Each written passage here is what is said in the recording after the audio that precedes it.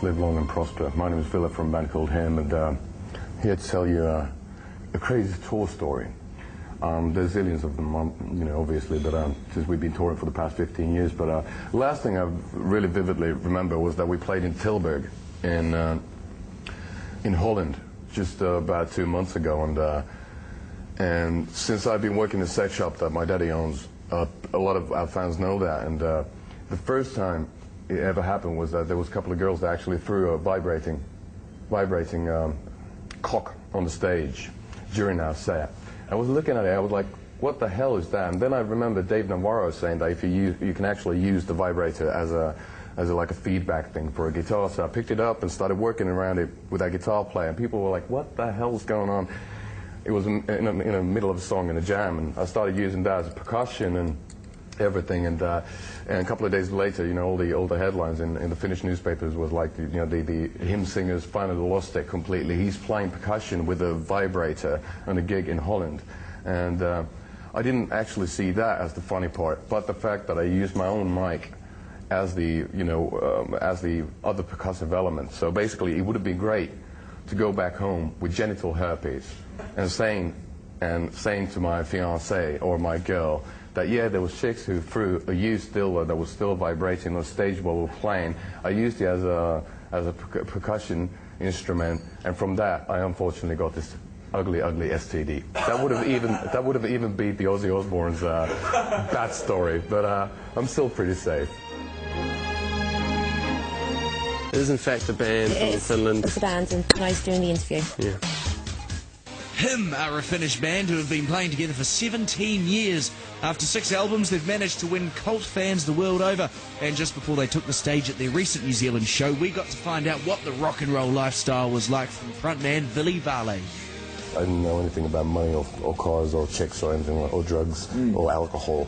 I was just a big fan of Kiss and Iron Maiden and bands like that, and that's the reason why I started playing music. So all those bonuses happened later on, kind of like surprised us.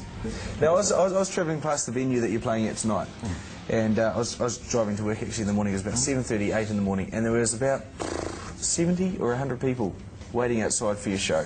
They'd slept overnight. How does that make you feel when you know that there's people waiting outside the venue waiting for you? Very, very surreal. It's weird how a song travels. You sit on your bed back home, a zillion miles away, and write a song, and through a lot of work and through the production of the song and everything, after maybe a year and a half, the song's done and it gets played and it gets into a record store and maybe somebody buys it, and in this faraway country, a remote country, as remote as Finland is, in a way, that somebody can really, fall in love with the song and, then sing along to it, and it's surreal.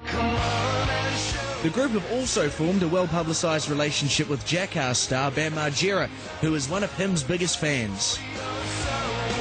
How did that come about? Oh, it was a funny thing, when Bam wasn't working so much for the TV stuff, he was skating a lot. He would skate demos all over the world, and he ended up skating in Helsinki. He saw our poster in a record store and bought the album and fell in love with it so much that he actually ended up flying from Philadelphia, from America, to London to see us play our first gig in England. And then he came on knocking on our dressing room door after the gig and said, "Hi, my name is Bam, I work with MTV." And then we gave him beer and chatted for a bit. And since that, he's been directing videos for us, and he's been, he has a lot of hologram tattoos on him, the symbol of our band and everything. And I'm very glad that it happens in such an organic and natural way. Now, I was reading on the internet as well, you type in facts about yourself, and your father owned a sex shop, is that correct? He still owns a sex shop. So that's outstanding. I'd love my dad to own a sex shop. Because my dad used to own a dairy over here, and I used to have to work in the dairy. Did you used to have to work in the sex shop? I did for a bit, since I dropped out of school when I was about maybe 15, 16, and then I had to help him out a bit as well. It was just weird, I was like 17 or whatever, and working in the sex shop at that age was fairly weird. Couples come in and they ask questions about certain vibrators or whatever, and when you're 17, at least I didn't have the experience of, testing everything out, and it was just, I was blushing there a bit and all that, but... You must be a professional now, though, with your family. Now it's all changed. Pleasure hanging out with you, Ville. A pleasure indeed, Nice to meet you, my man. Thank you for coming down here once again. Thank you.